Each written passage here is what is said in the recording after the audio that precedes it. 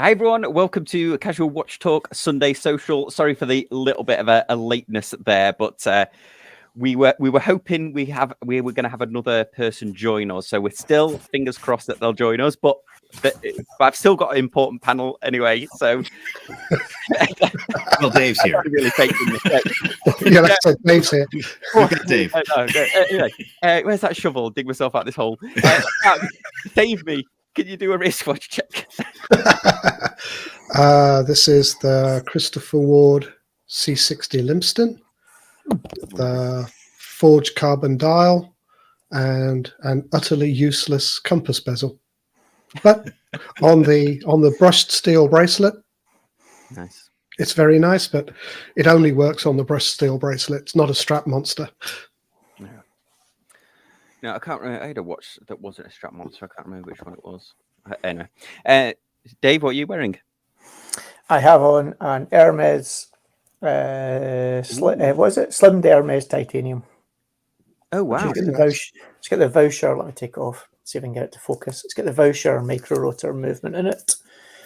Let's have a look. About there for focus. There we go. Let's see if it works. There we go. Oh, yeah. There you go. Oh, that's cool. Yeah. And does it have does it have an Hermes strap as well? It does. It has the Hermes CITES strap with the orange edging and a little titanium pin buckle. Nice. Doesn't want to focus. There we go. Focus isn't playing, but there we go. There we go. So yes, it's actually it's a lovely piece. We'll talk about that brand at some point, no doubt, because they're arguably one of the best value brands that most people choose to either ignore or are unaware of. Oh, bombshell to start off with. Todd, what are you wearing? Well, I was wearing something special because of the guest I was anticipating we were going to have. It's my vintage all gold Omega. It doesn't have the Seamaster branding on it. Small seconds. It's like a 300s movement in it. Lovely piece. Still runs like a champ. Love it. Awesome. And then I'm wearing... this is more of a proof of life as well that I have still got it. So this is my Datejust. I haven't worn it for a while. So. We'll talk about that later as well. Yes, we will. Well, yeah. So this week we thought we would do another Watches and Wonders show, but with a twist because Dave was actually there. So we want to know all about it because the rest of us have been obviously commenting on it on the socials, and we made a little video on Tuesday, but we have no idea what it was actually like there. So, Dave, we'd love to hear what it was like. Was it worth going? You've been before.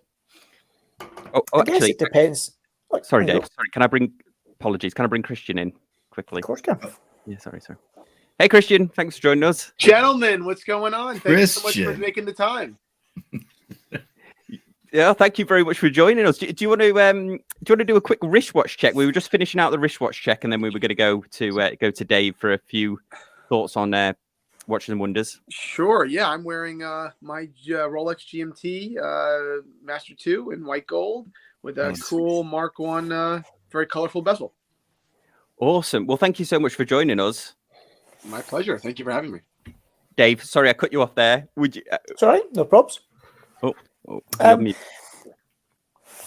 no, you're okay. You're okay. Sorry. Cool. I guess it depends. So the show is the show's changed. Big watch shows have changed a lot over the years. Historically, they were always very much about the retailers. So back in the days when the retail model was very much old school, it was brands produced watches, did a bit of the marketing, sold them at a price to a dealership. Dealership then sold them to the public, the buying public, and they did a bit of advertising as well. In those days, very much the shows were about them. It was about an opportunity for them to get to see what was coming for the next 12 months or so, get to see it, place their orders, etc. So they were kind of the kings or the queens of the domain of those shows. Since the rise of things like social media and Instagram and the internet and the world getting an awful lot smaller as a result, the kind of press have become more important, but not maybe the old school traditional press, which is your newspapers and your magazines. It's that online media, whether it's podcasts, whether it's YouTube, whether it's influencers, and that whole kind of subculture and categories that sit there they're very much the kings of the sphere. If you get that kind of coveted press pass to get in there, within reason, you can go wherever you want. If you're a retailer pass, you can generally only get into booths that are the booths that you might be a representative of. So the dynamics have changed quite a lot over it in terms of how that show is pitched and how a lot of these shows, to be honest, are pitched. It's about coverage. It's about getting the product out there and getting the news about the new products out into the market. And more, it's about dumping a massive set of information over a week period. In fact, not even a week period. A week period makes it sound like you've got a week. You've got a small number of hours on the first day where every brand simultaneously dumps information out onto the kind of wider world. So it's a bit of a prioritization task when you get there in terms of who's, you can take it into one of two things. The Rolex Tudor, Patek type world where you have to grab it because that's the big headliners, get that information, get those on-wrist pictures, get the not taken by the brand picture and get it out there quickly to get that hit, or work out that you're probably not going to get the coverage that you think you're going to get because there's always someone bigger than you, and go for a different tier of information before everybody else gets there.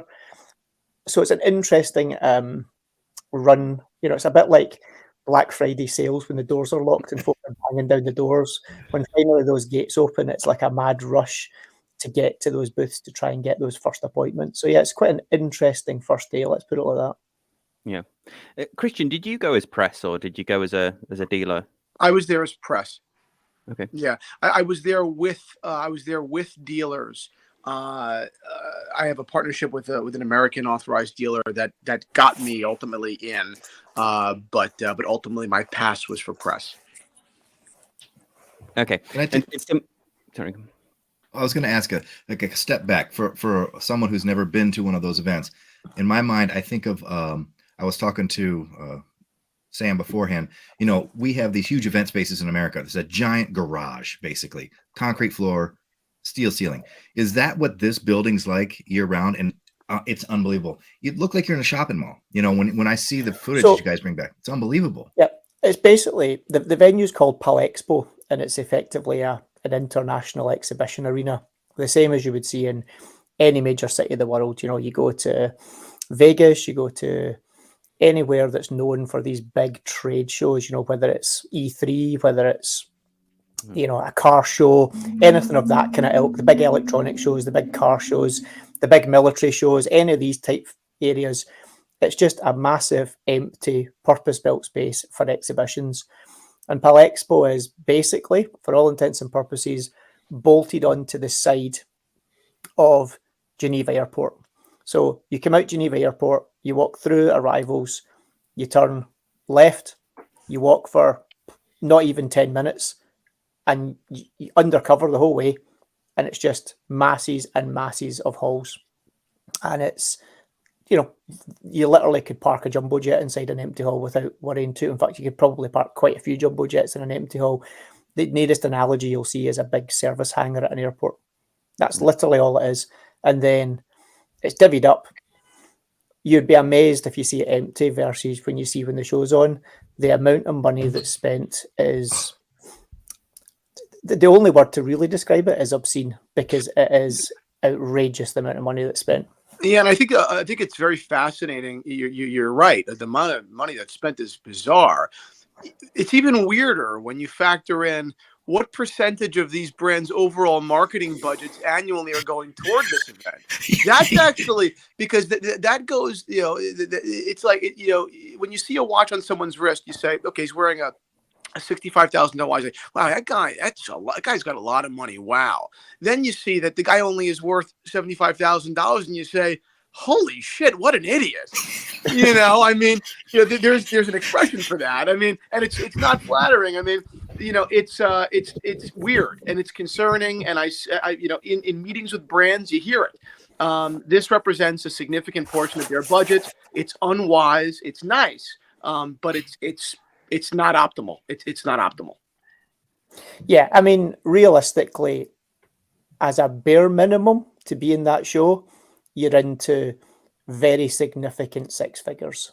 That's your booth cost, and that's starting. Groenfeld. I mean, that's if you know, like if you kind of imagine, the best way to describe it is as you go in, effectively they've carpeted the whole gig. So the whole gig is, and it's not this cheap crap kind of carpet that gets rolled up afterwards. We're talking carpet that you'd quite happily have in your house. Yeah, everywhere.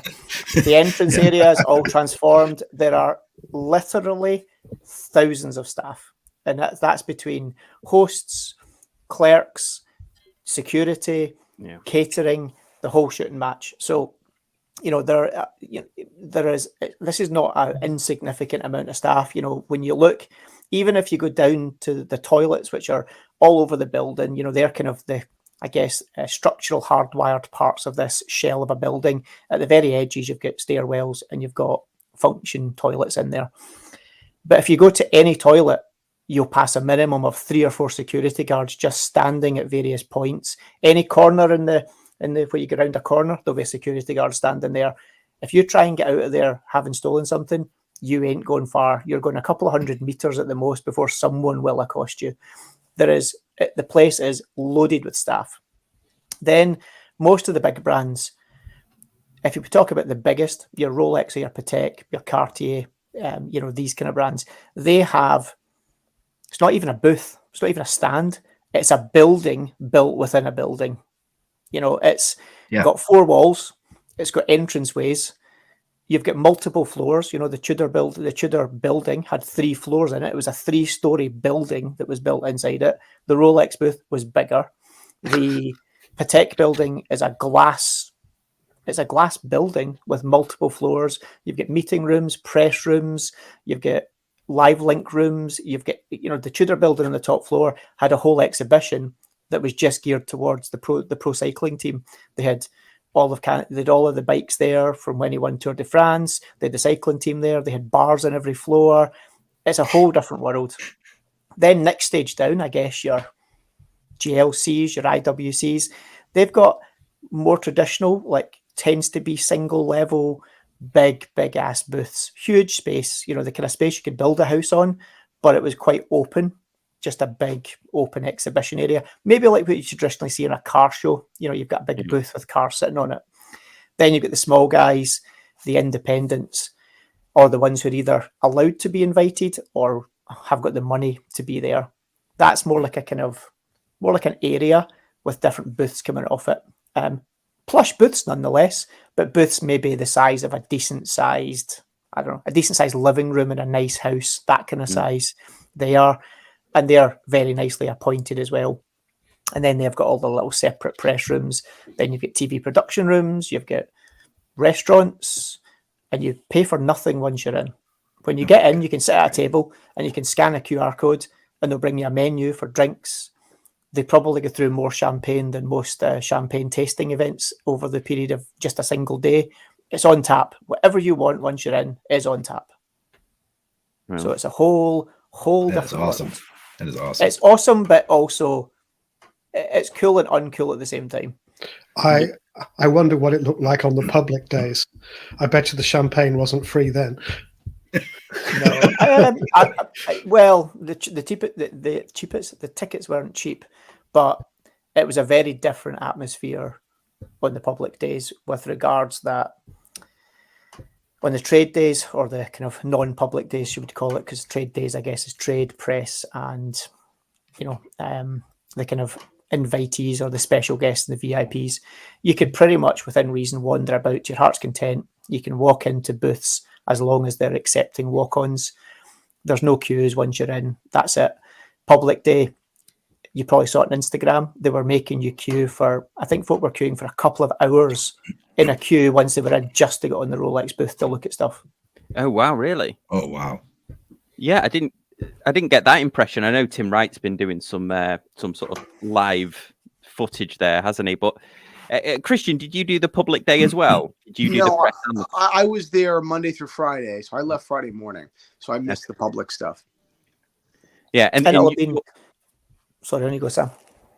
No, go on, Dave. Sorry. I was going to say it'll have been interesting to see the vast majority of people from the brands ran on Friday. Let me put it like that. Really? Yeah. You can bet the CEO isn't there on a public day. But to be fair, there was a couple, and the ones that are maybe more public facing or are kind of more publicly known. Most of the other brands, anyone of any kind of managerial importance, especially in the brands where those are the guys that don't shout loud about necessarily being public facing, they were gone. Yeah. So I'll ask you this, Christian. There was a lot of, I was watching the morning show, and they really put a lot of production into that. The Watches and Wonders, where they have a morning and evening show, but they don't get a lot of views. Like, there was one that I watched today, had like 300 views, but they showed some of like the evening stuff, like actually out in Geneva. They had like DJs and parties and all of that was part of the ticket. Did you do any of that stuff? You know, in the time that I was there, there's an itinerary that is kind of unofficial. The brands invite you to things. A lot of the things conflict. You know, it wasn't sponsored by Watches and Wonders, but I ended up out, you know, on multiple nights, very late with industry people. But I mean, I was there all week. I didn't go to bed any earlier than 4, and I was up at 7. When I came back to America, I was so glad to be home. Oh my God. I mean, I was so beat, man. I never wanted to look at a watch again. He definitely looked like he was having fun with Nico. That's what I know. Oh, I saw this. God, Nico was hysterical, man. I gotta say, I'm making a whole video about it. The guy is fucking nuts. He's super polite. He's clearly insane, and he's very obnoxious. But in my company, he was very nice, very sweet, very generous, and funny. You know, funny. Yeah. And Christian, would you say it was more useful for your like content creation side, or was it useful for your inroads in the business? I didn't go there to create content. I made a couple of reels and moved on. I went there to meet some figures like, you know, the like brand presidents and things like that, to try to, you know, in an effort to continue growing our you know, media consulting side of the business. We do consulting for the brands and on their marketing. So we do some creating, we do some consulting. So, you know, that's why we were there. That's why I was there. Yeah, awesome.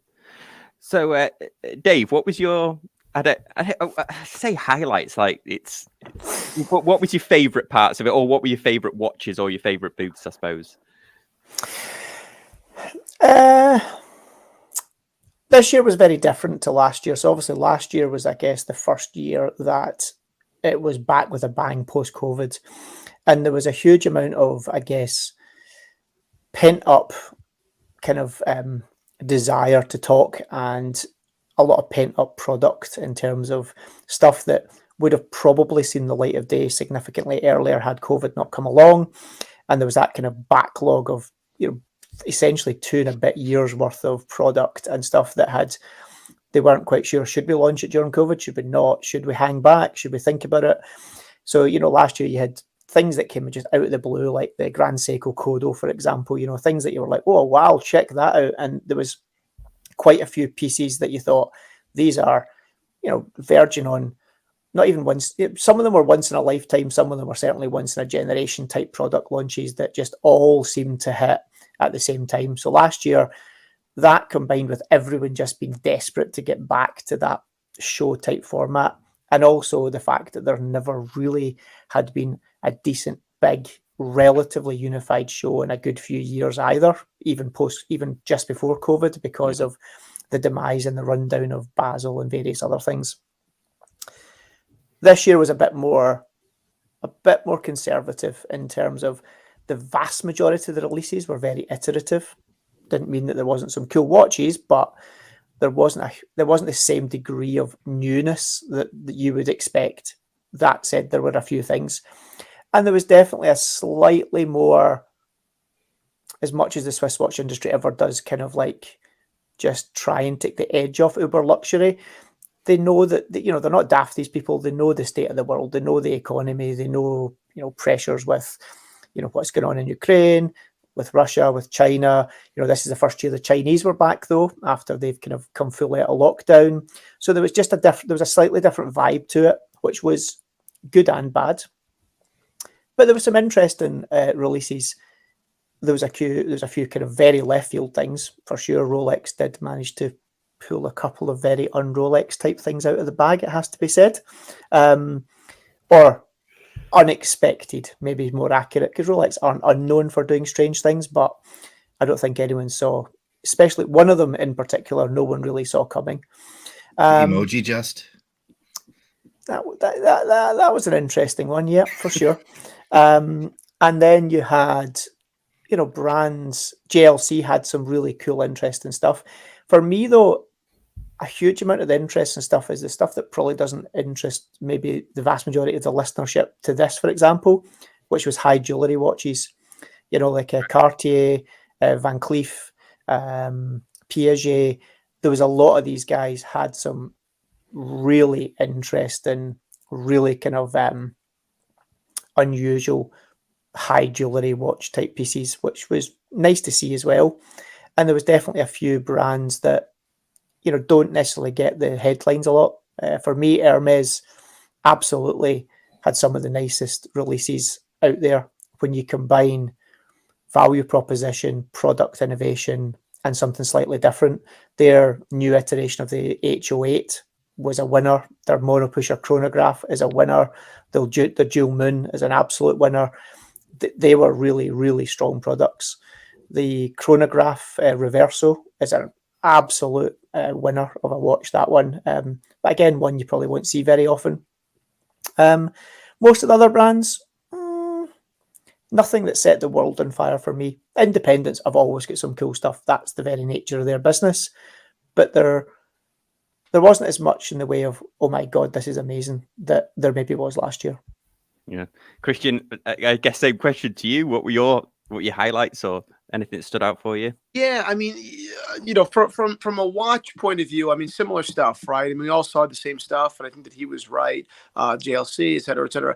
But the stuff that really was just interesting to me was speaking to some of these brand people to understand, where their head's at and the headwinds they're facing as a brand. Piaget is a good example. We're going to be doing a whole video on it pretty soon. I mean, that's a brand that has struck gold on multiple occasions over the course of 40 years, and in the last decade plus they've been just struggling. I mean, that's an understatement. So that's really interesting to me, just from a business point of view. How does a great name like Piaget, a brand that made better watches than Patek for many years, how do they have a shot at ever being truly viable again in the men's market?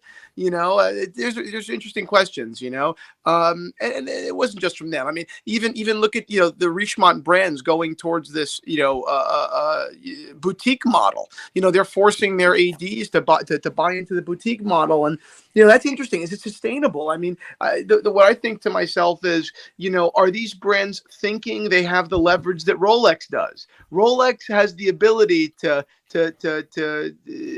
force an AD to buy into a boutique, as opposed to just giving them a stand in a larger boutique, right? But does IWC, does a private businessman really want to lay down $7-8 million to own a fucking IWC boutique? It's a good question. Just so they can offer the ingénieur, it's a good question. But yeah, so it's the reality on that is it commercial for most brands? Absolutely not. It is not.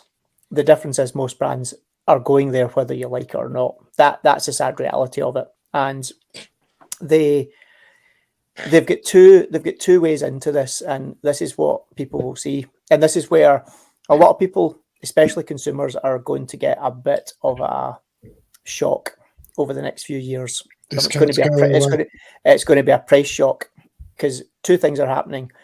Discount will become something that becomes almost non-existent, and prices are going to continue to go up. Those two things are a done, sealed contract that was signed off 2-3 years ago, and it's now happening. It's now beginning to come into fruition. Whether that stands the test of time long term, that's a whole different question. But for the next 5 to 10 years, this is what we're stuck with. because effectively the industry has realised that volume, which has been the key measure generally, how many watches does Switzerland put out, is effectively nonsensical. And effectively what's happening now is the brands have all realised this, because if your volume's over, at the end of the year there's unsold inventory. That inventory gets 2 seconds to put my light back on.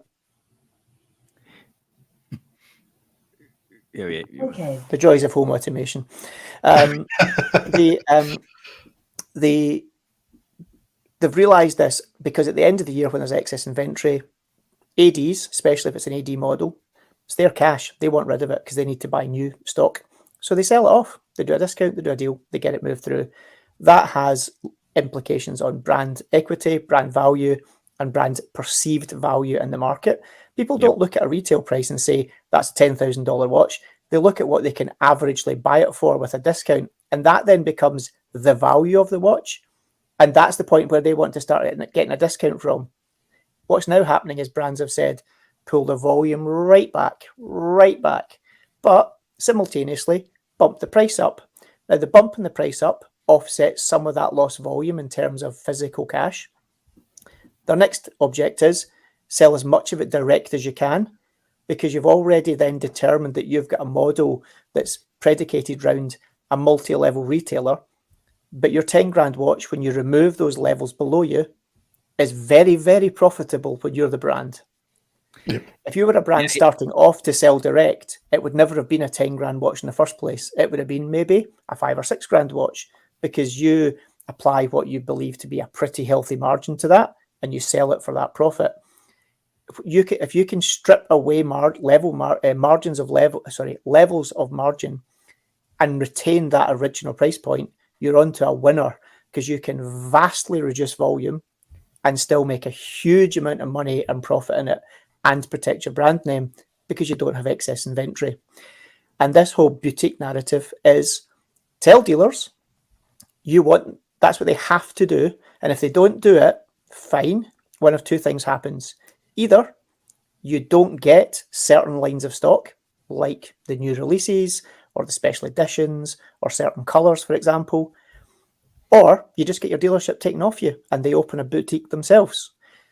When you then are tied into a boutique model, they've got control because they control the inventory. You get stuck with the two hard things, rent and rates and building and staff. Yep. They control stock, they control price, they control availability. Yeah. That's where this is all going. Yeah, you're dead on. Sorry, guys, I have to run back to a dinner in a second, but you're absolutely right. I mean, it's all interesting. I think yes, they're going to play hardball, and I think that a lot of these brands will ultimately lose, because ultimately, I don't think the people really give a shit about a lot of these brands. These are brands or watches that people buy because their AD, who they love and trust, sold it to them, because their AD is looking to build a relationship. A lot of these brands, they right now they think that they got a big swagger attitude because the market was hot, whatever, gent is hot, and at the end of the day, I think they're gonna have to learn pretty quickly that they're gonna have to spit their teeth out, and that's what's gonna happen at some point. And then that's when you find equilibrium. That's when you find a more happy medium, right? Maybe the prices come down, it's still profitable for them, but yes, that's what I think. But you're dead on though. You're absolutely right. It will not work long term, and there will be a lot of sucking through the teeth in the years to come, and apologies being made about how we stiffed you and we did this to you and we did that to you. The problem is, if they're not careful though, a lot of these people will walk away. A lot of these people will walk away, and what they'll be left with is the big chain retail groups, i.e. the Watches of Switzerland of this world, the Bucheras of this world, these kind of guys. But they're the guys they're getting into bed with in regards to these boutiques. And you're going to see a clubbing together, because it's going to be a matter of time before one of two things happens. A brand buys one of the big retail chains, or one of the big retail chains buys brands. Yeah. And then you've got a real issue, because they become one and the same thing. And when they become one and the same thing, the only person that's ever going to lose is the consumer. Yeah, I've worked in tech my whole life, and one of my first jobs, I worked for an Apple reseller, and Apple tried the independent resellers, forcing them to open the boutiques. and it never worked. But this has happened in like the British pub industry, hasn't it? Where the breweries bought the pubs and then made the landlords sell their beer, and then suddenly all the pubs started shutting down, and then Wetherspoons became a lot bigger, and now Wetherspoons is telling the breweries what they're going to pay for the beer, not the other way around. Or they own the microbreweries themselves. You know, it's the problem. The problem is there's only one person in all of these situations that ultimately either has to lose or pay more, and it's the consumer. And in the UK brewery model, when the breweries bought the pubs, they installed their own management. So what you call the landlord in a pub would be a manager for a brand. So he has to sell what he's told to sell, whether his customers want that or not. Mm-hmm. So the customers would go elsewhere because at that point there were a lot of pubs about. So what do? Well, you move into food, because food in a pub, strangely enough, is more profitable than the alcohol. It's kind of the reverse of the restaurant model where the alcohol's the profit. But if you lose your customer base, sort of the people who are 5 minutes walk from a pub don't want to go there anymore because you don't sell the beer they want, then you're long-term screwed, and it accelerates the decline. Yeah, gentlemen, I do have to run, guys. I have to run. Oh, cheers for joining, Christian. Thanks for joining us, Christian. All right. Pleasure, Christian, to meet you. Guys. Talk soon. Really appreciate it. Thank you. Hey, Dave, I wanted to kind of go back to what you were saying, though. So then help me understand, and I'm not questioning you, the volume issue when Rolex is making so much ballyhoo about doubling production, huge facilities. What's the game there? I would always suggest in the watch world you have to a certain extent take Rolex as a slightly side issue in regards to like Apple. Rolex. Okay. Like brand is king generally in retail or in any sphere like this. The talk is that the brand is the king. Now there are a tiny number of brands in this world that transcend product. Generally, you can have the best brand name in the world. If the product you produce is shit, you've got a problem. If you can have a good product and a brand name, great, you'll probably do okay. Like lots of brands out there. Omega is a classic example. Great brand name, decent product, good product. People buy it. They've kind of got a nice sweet spot between everything. The difference with Rolex is people don't buy a Rolex watch. They buy a Rolex. People buy an Omega watch or an IWC watch. People buy a Rolex. And I'm not maybe talking about the audience listening to this who understand the nuances of a Submariner or the different shape cases or the size or this or whatever of specific Rolexes. That is the 1% of the 1%. I'm talking about Joe Bloggs in the street who gets a first decent job or a management job or a promotion and was like, I want something that I can put in my wrist that basically says to everybody else, I'm the Don. Yeah. And the reality is what they want is something that says Rolex. That's it. Yeah. What one they buy broadly is irrelevant to them in many cases. It's just they want a Rolex or whatever they're told they want, not knowing the nuances of it. So as a brand, they're slightly different. And actually, they produce 1 million wristwatches a year, circa, give or take. The interesting issue is that they're the one brand who, generally speaking, demand still does broadly outstrip supply. Now, there's lots of little facets of that is being controlled, shall we say, and not in a good way. And I'm not talking about buy Rolex, just the grey market and the broader spectrum of it. A lot of people have worked this out. If we get and control supply of certain Rolex models, we can profit from it. That's a different issue. But they're gearing up volume because they're one of the very few brands who need more volume capacity. Most brands produce more watches than they actually sell a year. Yeah, which is the grey market, the genesis of the grey market, wasn't it? And also, if you look, some brands that you think are big really aren't. A good example is Zenith. Zenith produce circa about 15,000 watches a year. That's it. Yeah. Wow. That's not a big number. Level. That's also, it is a big number when you consider that most of their watches are nearer the 10K mark than not, So when you add up 15,000 times 10,000, it's quite a big number still. Most folk would be quite happy if they had a business of that size. It's at least especially $1 when million.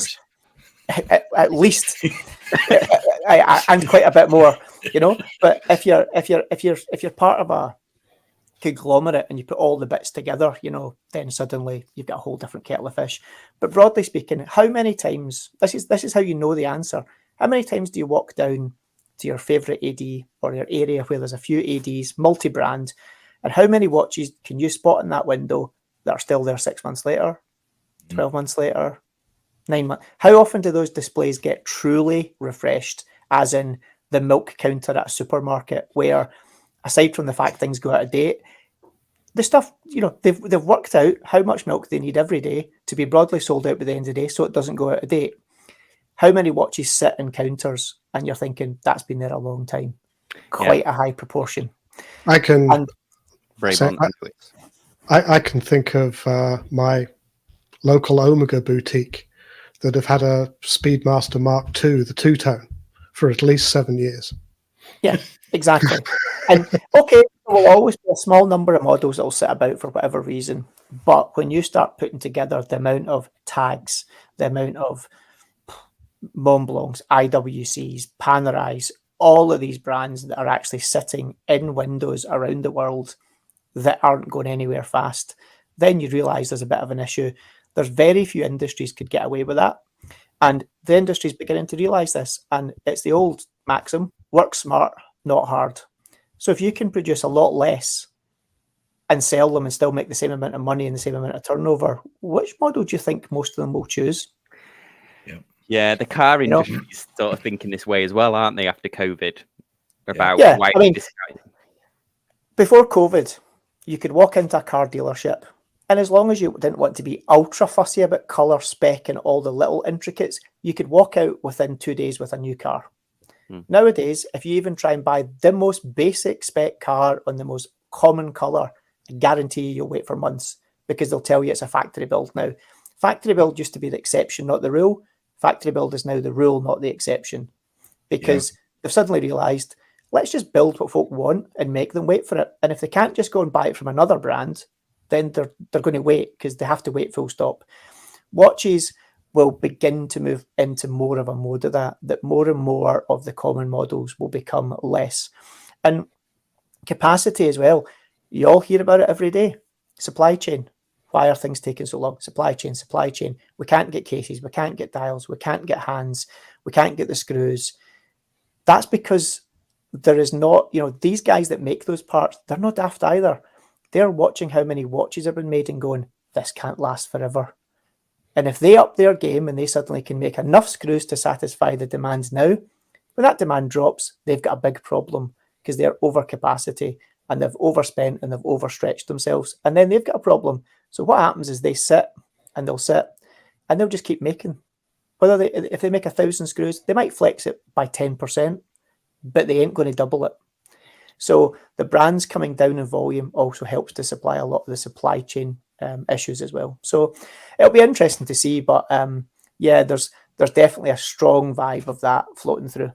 I think the other thing with the Rolex is that they are essentially a private foundation that doesn't have to report their financial results.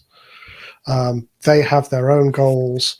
They can, if they want to, make long-term plans without having to go to shareholder meetings every 3 months and justify why they've made a long-term plan. So they have that built-in advantage. So if you can sell it inside the Wilsdorf Foundation, you have that security of the future. Your future planning is, it's going to be hard to make the case no matter what. It's run like a business, but they have that security of future planning because they are a private foundation. Yeah, and that factory, that doubling of production, that might play into also the CPO model, I guess, as well. The ability to maintain and put those things back to a factory standard. Yeah. Should we take some questions from the questions from the audience, and then Dave sent in some great photos that I think we have to. It'd be great to talk through. So Pete's saying, like, to your point earlier, Dave, about the size of the booth, he says he's almost shocked at these brands that get effectively zero coverage from the media, but turn up year after year. Do you get a feeling of that when you're there at Watches and Wonders? You can do it. It's strange though, because we'll try and keep this as light-hearted as we can, without going too deep into it. You have to question possibly the business operating motions of certain brands that have very large booths and nothing to sell. So let's put two and two together, and you can work out what I'm trying to say here. But for example, Roger Dubuis last year, they had one watch on display, one model of watch on display last year. They made 8 of those. They made 8 in total of that model. I don't know whether I've gone to sleep. Can you still hear me? Oh no, we're back.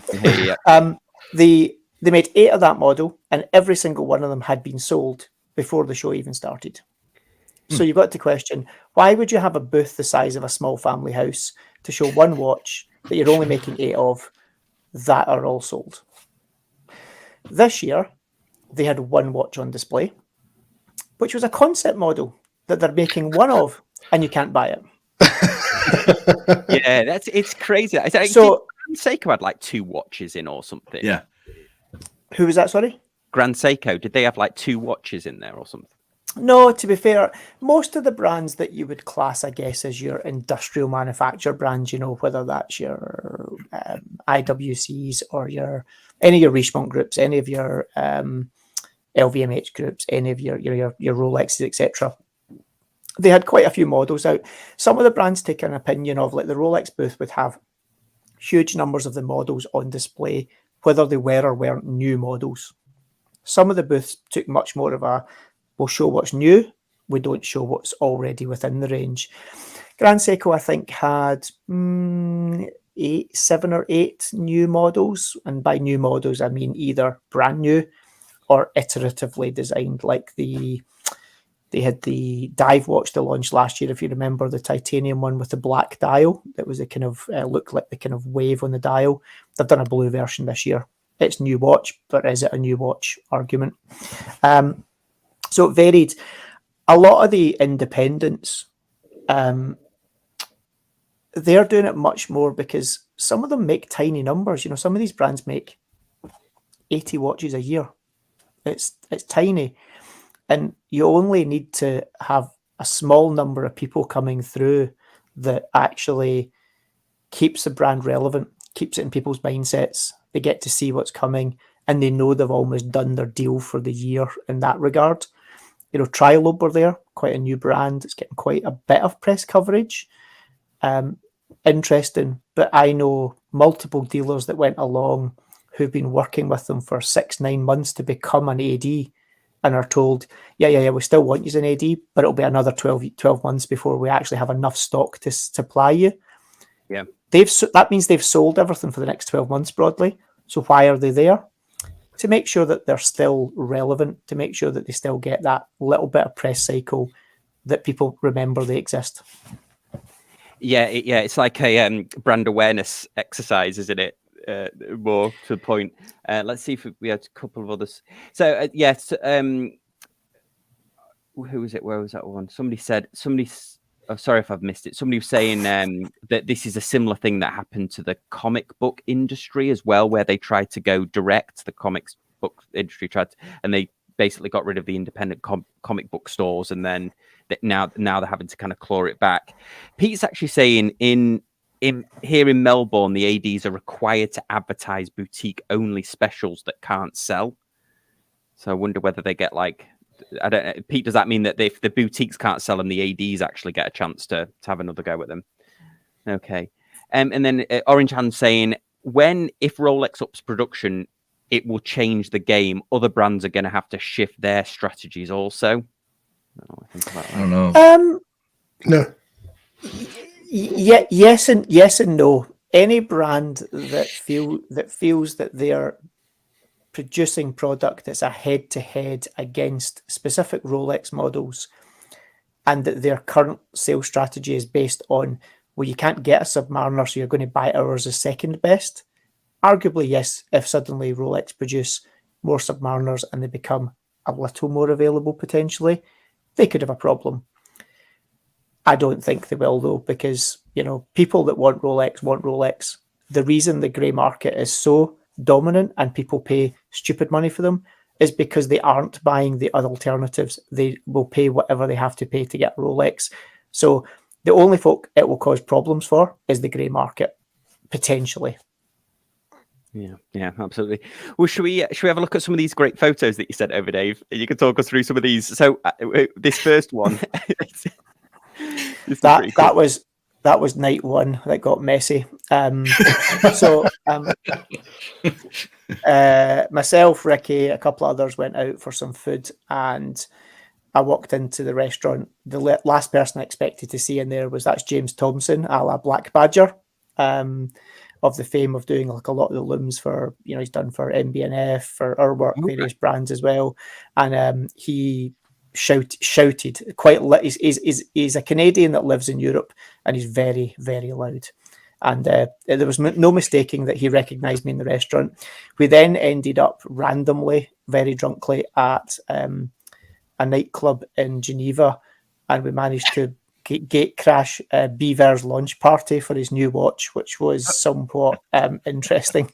Oh wow, yeah, because that thing was insane price wise, wasn't it? Was it ridiculous? $500,000, 520 or 530,000 ex tax. Gotta love that ex tax bit. Gotta love that bit. Yeah, I mean, if you've got the 520,000, the tax really doesn't matter. This Mark is a very valid point. That 8, 12, 20% on top of $500,000 is merely pocket change. Yeah, absolutely. Yeah. So next one up here, this is a Patek wall clock. It looks like that's showing the general pretentiousness of Geneva. That was my hotel room. I bet you they get these stolen, don't they?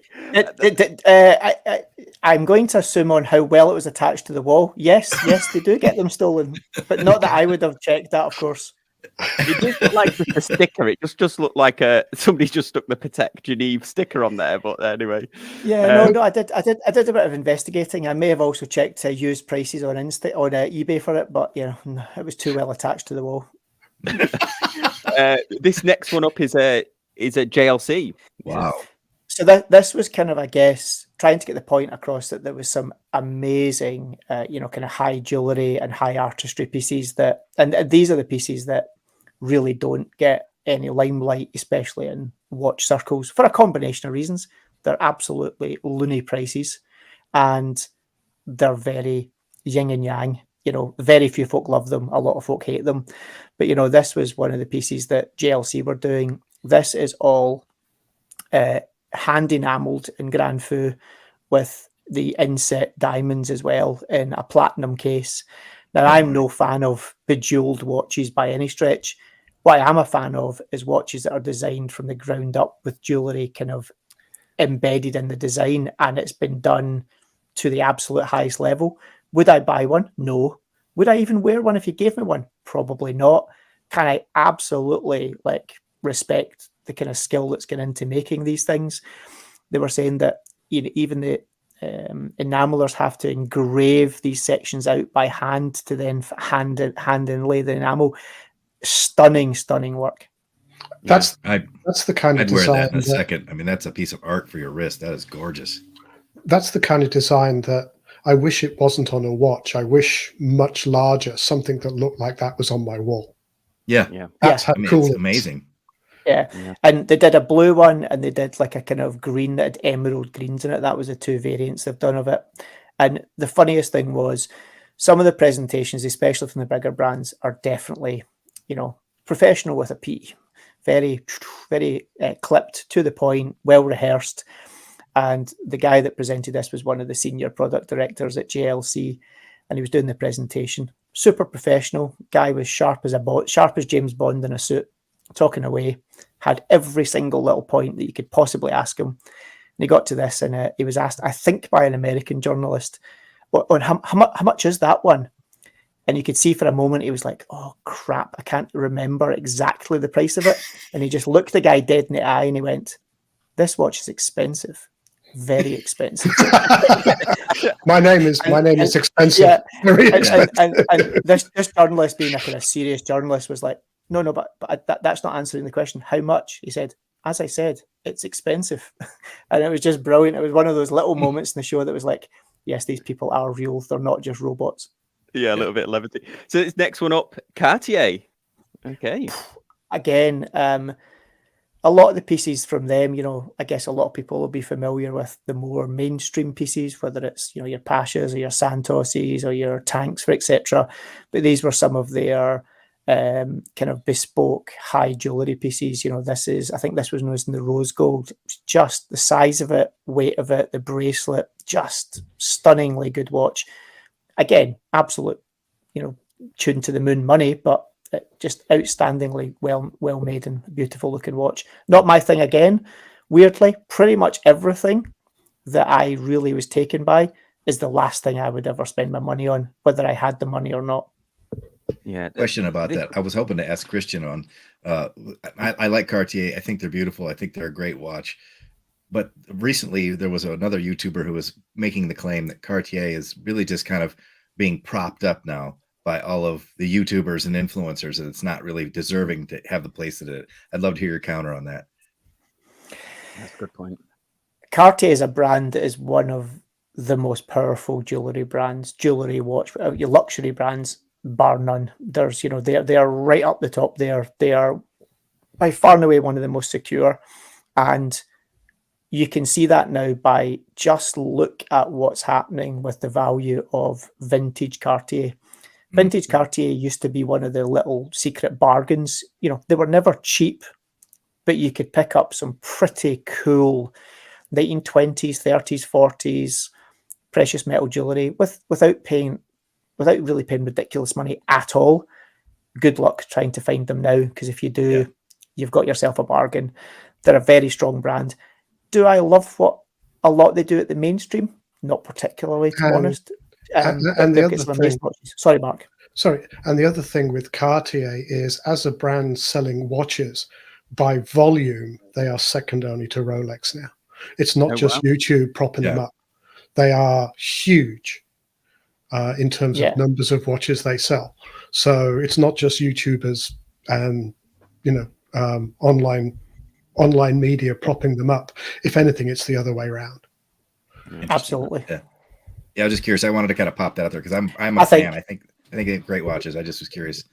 Yeah, to be honest, Todd, I think the reality is exactly what Mark said. Cartier is propping up a lot of those influencers because, reality is, take Cartier away, who's going to listen to them? Nobody. Yeah. What's this next one looks amazing. Louis Monet, or Louis Monet, should have pronounced it properly. Again, a brand that's generally pretty ostentatious, like they're pretty punchy, they're pretty Bobby Dazzler, so to speak, on the wrist. But the artistry that these guys can do and actually do in pretty much all of their watches. Again, so many things about this watch are like, nah, like I don't like. Tourbillon, open parts in the dial, just not my vibe. But this guilloche work around the kind of it's not even a bit, like kind of chapter ring, enlarged, inner chapter ring, whatever you want to call it, and this kind of Grand Fu enameling in the center, just absolutely stunningly beautiful in terms of how it's done and the colorations of it. This is just a photo, but when you saw how the light played with that guilloche, this was again a standout piece for me. It was just, this is a piece of wrist-mounted art. Yeah, and this is the same brand. Is this the same Louis Monet? Yeah, so this is Louis Monet as well. And again, like when I first saw that one, you're just like, really, come on, like we're talking about like an animal on a dial. What's this about? But no doubt you can see in this picture the jigsaw pieces. Yeah. So with this one, the dial, they make the dial, they then physically laser cut it into individual jigsaw pieces. So it is physical separate parts. They then paint onto it all and do it all in, this is all done in enamel and Grand Fu enamel and enamel paint. But if you can see, even the edges of the jigsaw pieces have been done as well. Yeah. And then they build it back into a jigsaw, but they leave the pieces at varying heights because you've got that slight dome on the dial. Yeah. Then they fit a band around the outside that really just is a constraining band that holds the pieces in place. and then mount it as a dial. I mean, the skill and artistry to do this. Ignore the fact that it's pretty ugly, shall we say? Let's just go with ugly. It's like hotel wall art. I mean, it's like $2.99 in Walmart. Let's be honest. But when you see the thing, when you see the amount of detail and the amount of artwork that's going into this kind of marquee dial, it's just, again, it's something to behold. It's like you very rarely will ever see one of these other than at somewhere like Watches and Wonders, because they make one or two of them. That's it. Yeah, absolutely. Okay, so we've got a couple more here. Well, this is cool. Yeah. Yeah. So see if you go to the next picture maybe first. Oh yeah. So obviously this brand is Heartlands.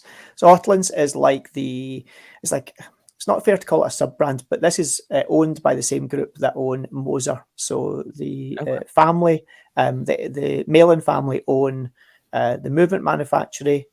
They own that IP technology. They own Moser and they own Heartlands. And this was the first year where they didn't take Moser to the show. They took Heartlands instead. And it's got this kind of history with what they call TV-shaped watches, very 1970s. This is actually the one. This is the reason that James Thompson Black Badger was there. This was a collaborative watch that he did. So he did all of this loom. So all the orange work is solid Lumbrite blocks that have all been laser cut. So this watch at night is like absolutely amazing. And you can see the way this works is you've got the banding, you can see the minutes around the outer white ring, and you've got the jumping hours. Well, it's not so much a jumping hour, but these windows uncover the different hour number in one of three windows. It's really, really cool. But if you go back one to this picture before, this is just their booth. So they had quite a small booth, size of your living room. This is one of those massive, big, vintage push-button TV sets. So they've taken the original case and then they've made a TV-sized mechanical movement That's awesome. that fits inside the clock. And it just sat in the middle of the booth. And basically their booth was, pardon my French, it was basically a big FU TV in the middle with this. That was it. And it was like, yep, this is what we do. The thing is, you could buy the TV, 50,000 Swiss francs, and the TV clock was yours. And I thought, that's a shed ton of money, but that would be the best TV because, like all these modern houses with a flat screen on the wall, I'd have that all day long sitting there. What can you watch? The time. If I had 50 grand, I'd be putting my name down. Yeah. So I just thought that was just a super cool piece of fun. Yeah, that looks really cool. Okay, and then Todd's favorite of the show, we have the emoji just. So you got to play with it. Did you actually get to touch it, or did they actually demonstrate for you? No, you got I mean, some of them were very precious about gloves, some of them less so. But do you know, when I first saw this, I was like, it was literally a WTF moment. It was like, what? Just what? And the more I think about it, I think, yeah, good on them. Literally good on them, because it's awful. It's truly, truly awful. But they'll make tiny numbers of them. I think, if I remember rightly, there's three materials. I think they've got yellow gold, rose gold, or red gold, and I think platinum. They've got this joyful emoji come wordage instead of date on it, and they've got this jigsaw dial. They've got the precious stones and the battens on there as well, and I think they're in and about high 30,000, something like that. Wow. They'll make tiny numbers. They'll all get bought. They'll disappear into safes. They'll appear out and about.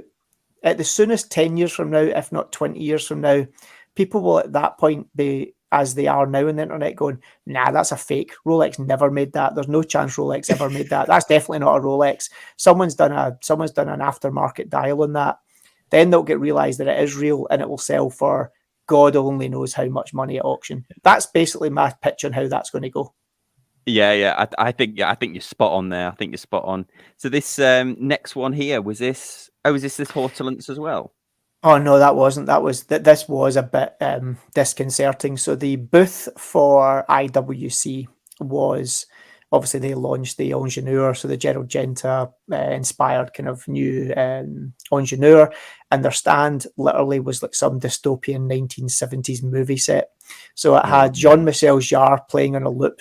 It had conceptual GT Le Mans race cars on the booth, and it had everyone walking about in white lab coats, and all I could literally hear in my head walking about was I'm sorry, I'm afraid I can't do that, Dave. Literally, that's literally all I could hear in my head. And it was just truly, like that, like when you watch those 70s movies and it's not scary, that tension in the air where you're just thinking, this is going to end badly. And then we get told, oh yeah, we've got this like 1970s computers and we've installed like AI onto it. And you can just ask it anything you want about the brand and it'll answer you. And you literally sit down and you speak into this microphone, and then the face starts talking and it starts trotting out answers. It's not right. Italy have got it right. Apparently, they're considering banning a chat GPT. They've got it right because this, along with the robot doggy thing that was there, no likely. Very much. I can guarantee that's not running on 5 1/4 inch floppies for a start. I guarantee it's not. Okay, so we've got a couple more here, but there's some cool looking ones. This is not a Ming, is it? No, that's Chapek. So that's one of the new. That's one of their new Antarctiques. This is, I think, a really cool take on a guilloche dial. Obviously, a lot of the Antarctiques have been quite traditional in terms of more traditional guilloche patterns. This has got a almost, I don't know how you would describe it. It's quite of an unusual. It's almost like a kind of Art Deco. It's not quite fleur de lis-ish, but it's got that vibe about it. Just super nice, super cool. You only really noticed the kind of textural guilloche on it when you got up close to it. Before that, it was just a kind of really nice poppy pink watch. Loved that. And there was they did a kind of light sky blue, baby blue version of it as well. Really, really good looking watch, that. Awesome. Next one up. Oh, here you go. That was a Zenith that I forgot who was this one of your picks, Todd, that you liked? Oh, I think this one's solid. I mean, I don't like pilot's watches, but I like this. So to be honest, Zenith for me, I'm not a big tag fan. Nothing wrong with them, just very I think there's much cooler things you can buy for the money that tag charge for a tag. They do the odd cool thing for sure, but broadly speaking, I think it's a bit of a kind of thoughtless choice. Apologies if I offend anyone who's bought a tag, but I think there's cooler things to be bought. Hublot, I love what they do with materials, but oh my god, it is like wearing Balenciaga. It's just like, don't do it. So for me, though, Zenith, sitting in that same group, they produce some really cool watches for me. Yep, they're group watches for sure, but they're also doing things a bit different from other brands, like their high beat movements. They've just got a few funky little quirks that they do just a little bit different to everyone else. The Pilot, quite an interesting wee tale they told, which was that back in the day, I think it was back in the 20s, they actually trademarked the word Pilot to use on their tool watches, and to this day they're the only brand that can actually put Pilot on the dial of their watches. And it's not actually what you think. It wasn't about planes, it was about pilot boats in harbours, where they were timing the boats coming in, and the ship pilots would have watches that allowed them to intersect with the freighters or whatever they did. And then when the early plane flights took place, they obviously thought, oh, this is even more amazing. And they've kept it up to the day. So I believe they're the only brand that can put Pilot on the dial of their watches for this reason, because they own that. They trademarked it way back in the 1920s. They've really gone to town in these. Size is bang on. They've got this new date function. Now, it's a big date, two separate counters. And as we probably all know, 2 or 3 things about big dates are they can be a bit fragile. Yeah. They quite often don't have perfect alignment or symmetry. You can get that little bit of difference between the 2 numbers. And when you're changing them, you just know that it's kind of like it does. See, when you're doing it by hand, you're kind of, oh, please change. Oh, God, it did change. Okay, thank God it did actually change properly. This, though, when you change it, it was like snap, snap, snap, snap, and it just went bang, bang, bang into place, perfectly aligned every time. and they actually showed us like 3D printing of the new movement regulations and movement leverages they've done inside it to allow it to do this. Very clever, really cool. I've actually got a little video. I don't know if I sent you, Sam, the video of it, but when it changes, it's unbelievably good. So yeah, this is a absolute banger of a watch. Dial looks amazing. Hit the nail on the head with this one. I think they were claiming, was it 30 milliseconds or less than 30 milliseconds for the date to change? Yeah, it was. I mean, it's. I actually did a slow motion video on my iPhone to actually try and capture it, and it's even so fast in slow motion, you can't see it change. It's really impressive. Wow, that's awesome. In defensive tag, I'll say Tag makes great watches when you buy them secondary market. Go ahead.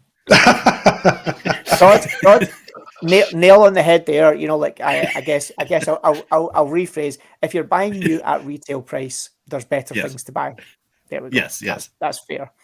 This was just again one of their new. This is one of their new ceramic pieces in a slightly smaller size. I just thought it was just a really nice, good looking watch for the money. To be honest, I think cool. I really like that one. Yep, really cool. And then I'll skip a couple. We can go back to them, but this is the other Zenith. Oh man, no. I want that. Honestly, this is one of the coolest things I saw. I love their Defy Revival series, 37mm. This has got the kind of classic Gayfairs bracelet on there, the ladder bracelet on there. The whole watch is in a micro bead blasted titanium. It's, I think, $7,000. It's got their kind of in-house movement in there. It's not limited edition now. It's pretty faithful to the original. I like the size of it and everything. It's very much a love it, hate it watch for sure, especially the bracelet. But yeah, I just think it's a cool watch. I love the bracelet. Not a fan of the size. Love the case finishing. But why did they do those ugly indices? That's the first thing I'd see, and I'd never unsee it. Everything else is great. Just cannot unsee those indices. That was actually asked by one of the guys there, and they pulled up a picture of the original, and they're exactly the same. So it's been wrong. It's been wrong all the time. It's still wrong. This is a fair point. Okay, so it's different colours. It's not the light. It's actually got different inlay of enamel. They're all slightly different in terms of kind of spacing, shape and stuff, and spacing. Yeah, but I love that bracelet. I really do. That bracelet looks like it would be jingly jangly, just stretch. Man, to be honest, the original ones, absolutely. If you like the original bracelets back in the day were that. Yeah. I guess the advantage we've got now is we now have much better materials in terms of processing and much better treatments and hardening processes that this probably will. It didn't feel cheap at all in the hand. Light for sure. Didn't feel cheap. Titanium, but yeah, full titanium. Yeah. And then you got to see the ingénieur in person. Yeah, it's getting a bit of a hard time for sure. I think broadly based around two things: either a whole lot of purists jumping up and down, going, "But it's not exactly the same as the original." Grow up. Which is the ones for me that I'm like, yeah, good. That one I don't get on board with. The other one is pricing. Yeah. I quite like it aesthetically. I think it's like 39. I think it's between 39 and 40 mil. It's effectively lugless, so it doesn't wear big. They've got 3 steel ones, 2 in pretty run-of-the-mill conservative colours, like a silvery white and a black. The green one's cool, and then this titanium one. Do you know what? It's a really good, relatively faithful kind of modern iteration of that original, and I think they've done a good job with it, frankly. Pricing is nippy, but their pricing, I'm going out on a limb here. This is one of the first watches that is hitting the pricing model that basically we talked about earlier, which is brands pushing pricing up and bringing volume down. By all accounts, if you want one of these now, good luck getting one within the next 3 to 4 years because they're all sold. I mean, wow. the pricing model, I think we've had 3 or 4 years to see it coming because looking at the reports, all the growth has been above $5,000, which is export price, not retail price, or even slightly lower than that. I'm sure Pete McConville, if he's still on, will give me the correct number. But all the growth has been in watches that you're going to pay $5,000 or more for, and now we've been able to infer that, but now it's absolutely clear that the brands that can sell in that space will sell in that space, because that's where the growth is. And whilst that growth is still there, good luck to them. I mean, you're pricing a lot of people out of the market, sort of. Well, but you see, then your top line and your bottom line will still show improvement. It's just a matter of how long that goes on. Yeah. The interesting thing with this watch is, a lot of folk are going, like, for example, I see a couple of comments, oh, that's going to be a deal breaker for me due to the price and things like that. The interesting thing is, and I don't say this lightly, IWC don't give a toss, because this watch is being produced on a allocated to customer basis, i.e., could they make as many of these as they wanted? They absolutely could. There's nothing particularly technical or advanced about it in that respect, but they are making a tiny number and they're offering them to very specific people who will jump up and down, because to them this is an inexpensive watch. They'll buy them. You'll never be able to get one. And there's a whole lot of folk will be like, will adopt an attitude of, and for sure, it is not a strong value proposition for the given product you're buying, but it will become desirable by virtue of you won't be able to get one. Yep. And frankly, when a brand masters that little trick, they're onto a good thing for however long that lasts. Because if you only sell the ones that you make, you're controlling what you make, and that you've got people who will be knocking your door down for them. And there will be people. This is a strategy that you're seeing more and more brands adopt, is that we've launched something new. We know we have our boutiques. Our boutiques know who their VIP customers are, who the reliable customers are. Yeah. We'll make enough to keep them happy. And, maybe in 2 years, we'll release a few more. But shortage drives rarity. It maintains price. If you've got one, you've got the kudos of saying, I've got one. So it makes the customer feel good. Is it a long-term good model for the industry? Hard to say. But it's the model they're adopting now. Like I said at the start, the only folk that are going to get the bum's rush on this is us, is the buyer at the end of the day. Because if you're not a VIP customer, you're not getting one. No. This watch is $15,000. Yep. Right? It's a time, center, second, date watch with a ETA-derived in-house Richemont Group movement. Nice, nothing fancy. Titanium, nothing ultra fancy, on a bracelet. You could buy this without saying IWC or Genta on it for $4,000 without trying too hard. But they'll sell it, all of these, all day long at $15,000. Yeah. You've got to ask a question, as a business, who's got it right? Well, yeah, they win. Well, margin. We've got slightly over on time, but there's a couple that I definitely want to get. I definitely want to get your opinion on this, because I absolutely love this. I don't know why I'm so drawn to it, but I just love it. So I'm no Rolex fanboy, as well known, and it's not about hating on the brand by any stretch. Do I not like certain things about the whole Rolex ecosystem? Sure. Most Rolexes I find, frankly, quite sterile. They are very well-made products. They're beautifully made, good specs. Actually, not completely unreasonable price, to be honest, for what they are. But they leave me cold. That's the reality of them. I pick one up and I go, okay, lovely product, but yeah, there's other things I'd rather have. This was quite cool, to be honest. It's, I'm going to commit utter heresy here to other people, but I like this for the same reason that I like Omega Seamaster 300.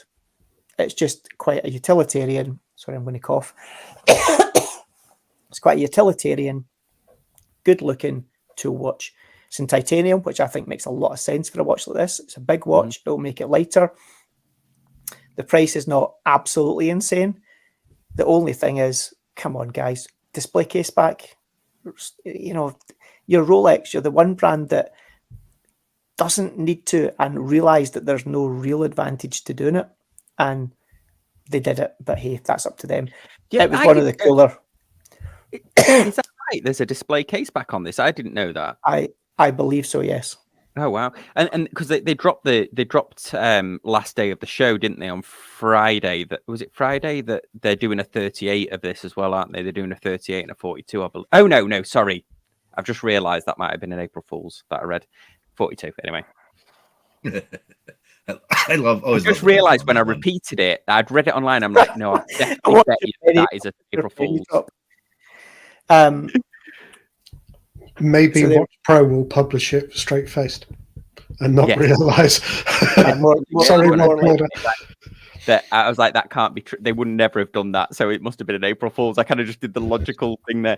Well, that's. I mean, I really like it. I mean, and you're right. It's 14,000, isn't it? So it's cheaper than the Ingenieur dollars. So yeah, exactly. You know.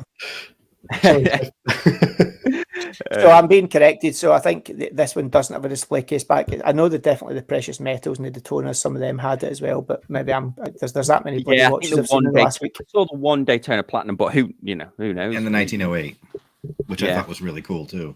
Yeah. And then I guess last one here, just I'll finish it off. This is a IWC pilot chronograph.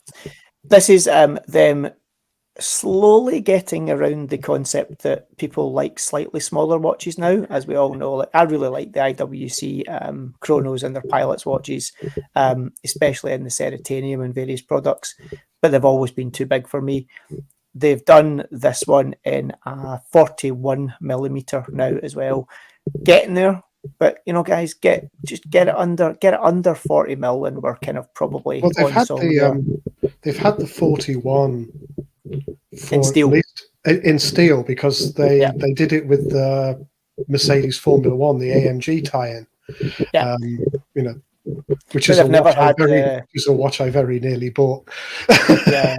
They've never had the ceramic or the cerataniums in that slightly smaller size, so they finally got ceratanium down to that size, and it does wear much better on the wrist for sure. And I think the ceratanium as a material is bang on. Yeah, awesome. Well, that's been absolutely fantastic, Dave. Thank you so much for sharing all of that. It was a really cool insight into what the actual. Thanks a lot, Dave. Good, very good. Yeah. Thanks everyone for watching. Thanks for all the comments, and we'll see you next time on Casual Watch Talk. Thanks. Have a great one.